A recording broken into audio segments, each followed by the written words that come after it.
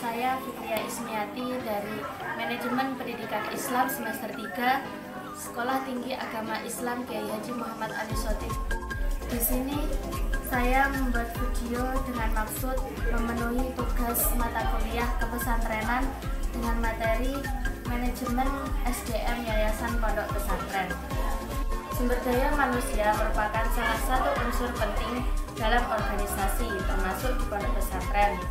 Pondok pesantren memiliki beragam satuan pendidikan, mulai dari yang paling dasar hingga perguruan tinggi, baik yang formal maupun non-formal atau biasa disebut salaki.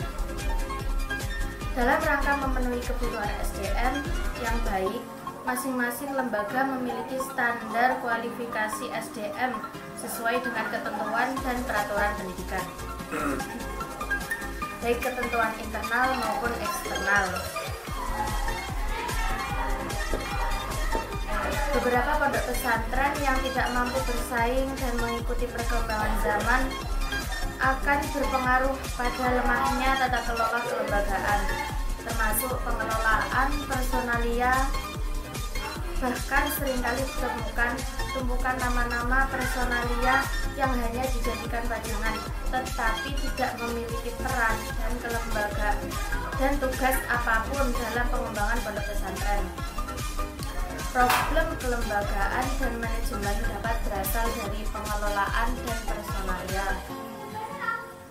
seperti proses rekrutmen yang dilakukan secara tertutup ataupun orientasi kerjanya hanya sebatas pengabdian yang menyebabkan tingkat kerjanya rendah.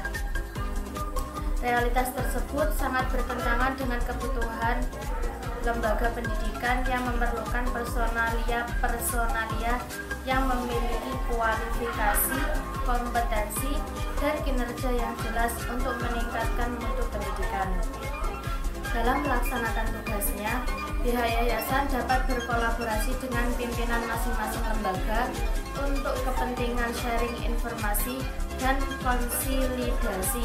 Secara sederhana, kategori tugas SDM yayasan terbagi atas bidang kelembagaan, amaliyah, wirausaha, dan pendidikan. Selanjutnya, apa saja yang harus diperhatikan dalam membuat model manajemen SDM yayasan pondok pesantren?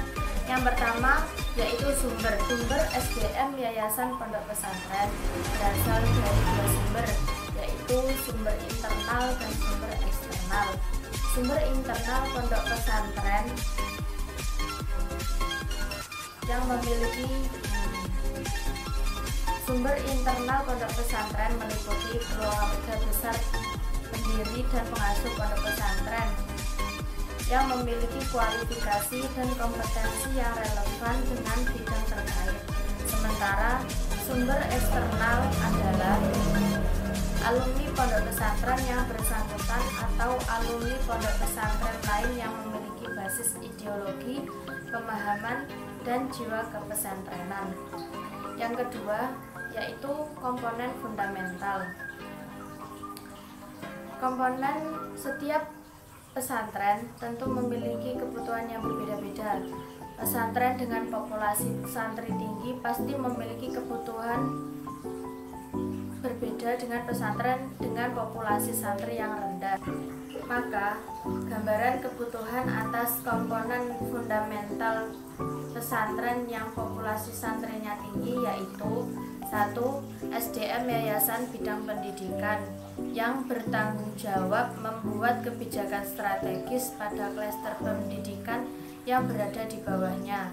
Yang kedua yaitu SDM yayasan bidang tata kelola kelembagaan yang bertanggung jawab untuk merancang dan mengevaluasi aspek administrasi lembaga dan SDM. Yang ketiga yaitu SDM yayasan bidang usaha atau wirausaha yang bertugas dan bertanggung jawab mengelola aset dan pengembangan usaha atau aspek bisnis. Yang keempat yaitu SDM yayasan bidang amaliyah yang bertanggung jawab mengawal dan mengomando aktivitas santri sehari-hari, baik berhubungan dengan ibadah dan relasi keadaban lainnya. Yang kelima yaitu SDM Yayasan Bidang Keuangan, merupakan salah satu posisi struktural yang fundamental dalam pengelolaan pondok pesantren. Selain karena pesantren merupakan lembaga pendidikan swasta, bidang ini juga dituntut dapat mengatur ritme keuangan pondok pesantren dengan pola sharing anggaran sebagai ciri utamanya. Model manajemen yang ketiga yaitu proses manajemen.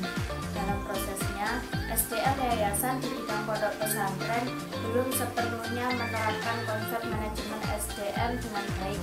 Namun, terdapat beberapa pesantren yang secara substansi mengimplementasikan manajemen SDM dengan random, yakni menggunakan sebagian tahapan dan tidak menggunakan sebagian yang lain.